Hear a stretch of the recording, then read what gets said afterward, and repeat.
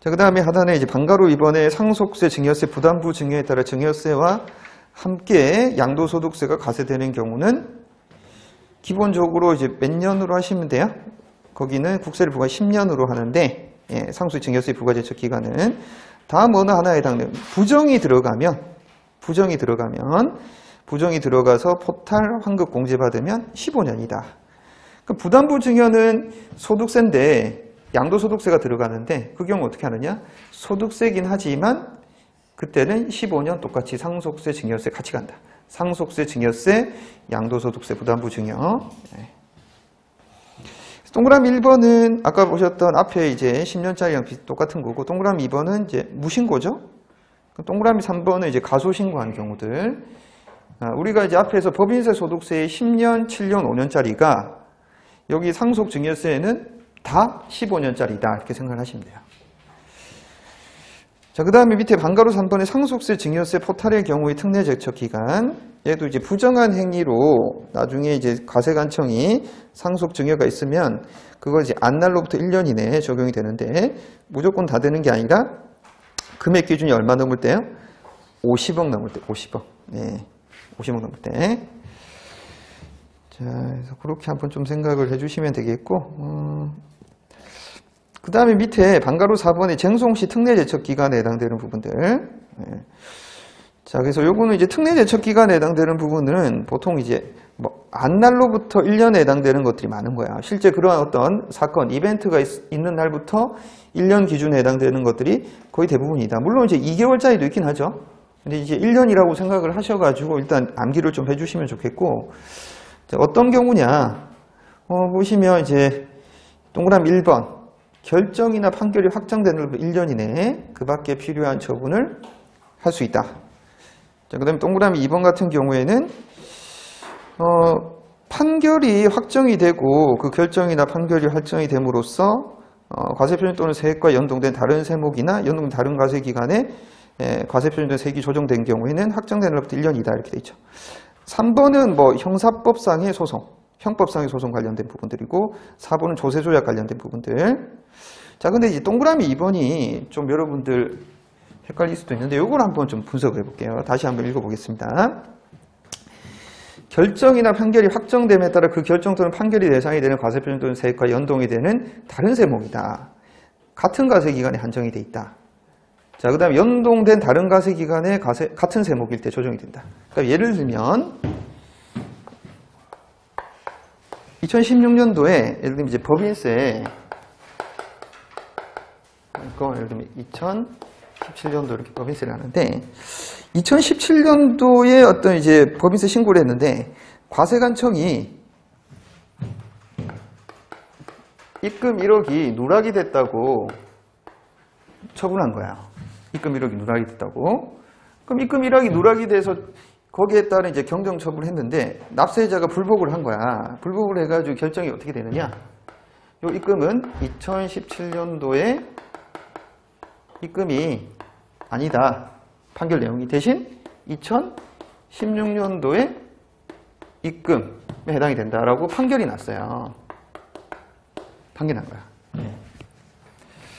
자, 근데 판결이 언제 났느냐 이게 중요한 건데 예를 들면 여기 이제 2023년 23년 2월에 판결이 났다고. 2월에 판결이. 네. 2023년 2월에 판결이 났다. 자, 그러면 이런 경우에는 2017년도 입금에 해당되는 것이 아니다. 2016년도 입금에 해당이 된다. 이렇게 되면 지금 2017년 입금이 아니니까 입금 누락이 된 게 취소가 되는 거잖아요. 부과처분 취소.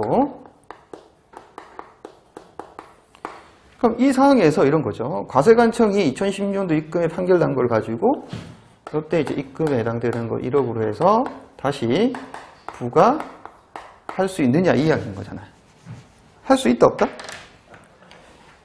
뭘 판단하셔야 되냐 하면 우리가 2016년도에 해당되는 거는 얘는 법인세니까 2017년 3월 31일까지가 신고 납부 기한이잖아요. 그렇죠?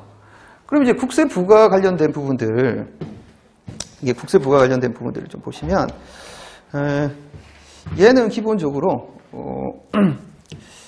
예, 언제까지 이제 적용될 수 있느냐? 원칙적으로는 요거에 플러스 5년이면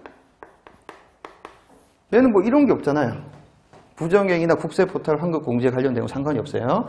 그럼 얘는 뭐 예를 들면 무신고를 한 거냐? 무신고 아니지. 신고 정상적으로 했다. 그러면 기본적으로 5년짜리이기 때문에 얘는 2022년 3월 31일까지 기본적으로 우리가 국세를 이제 부과를 할 수 있는데, 그거는 좀 볼게요.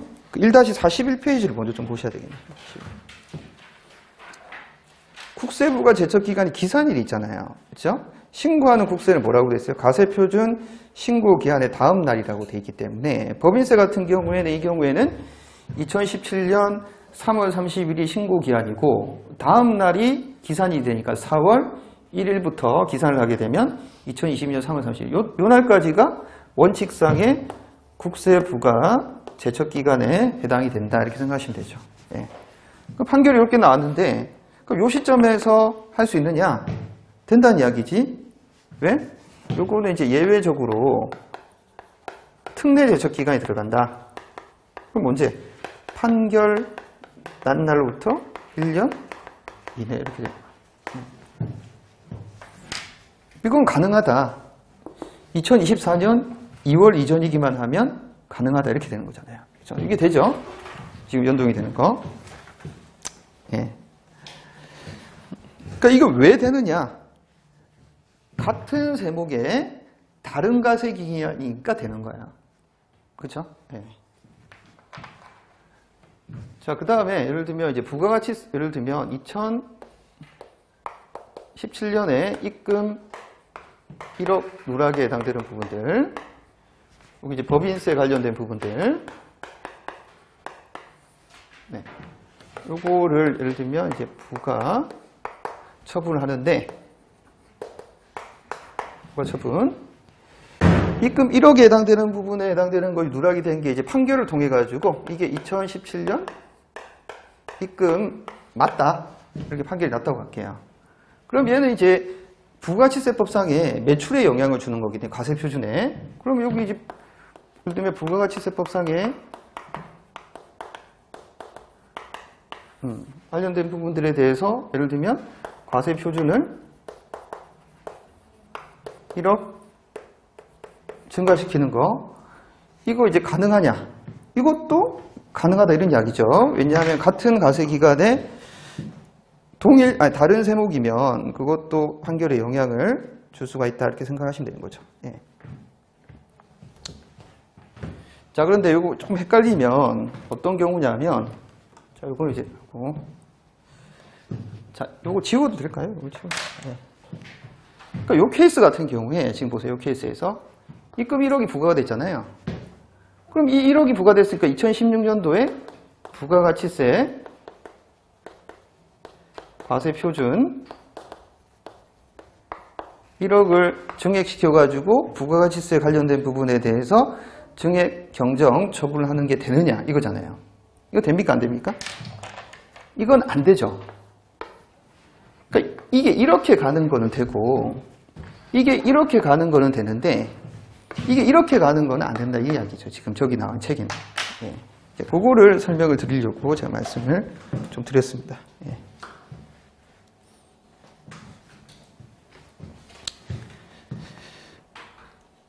특례 제척 기간에 해당되는 부분들이 적용이 되는 것, 예, 그것도 참고를 좀 해주시면 되겠고.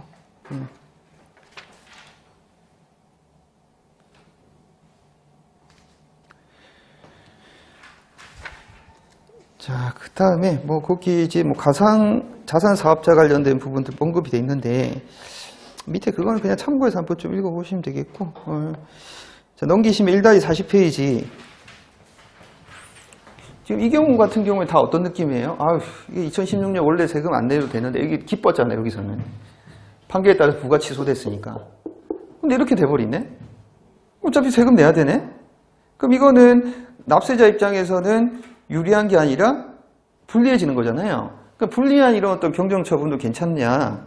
자, 그게 1-40페이지 하단에 나와 있잖아요. 그래서 경정결정이나 그 밖에 필요한 처분에 해당되는 것 중에 이거는 납세자에게 유리한 것뿐만 아니라 불리한 경정결정도 가능하다는 거. 이것도 이렇게 되는 건 가능하다. 대신 이렇게 되는 거는 얘의 부가제척 기간, 이 부가지세의 부가제척 기간이 도과했을 거기 때문에 그때는 안 된다. 기본적으로. 특례가 적용될 수 있는 거는 어떤 경우에만 같은 가세기간의 다른 세목, 그 다음에 같은 세목의 다른 가세기간만 이게 적용이 될 수 있다. 이렇게 생각을 하시면 될 것 같아요.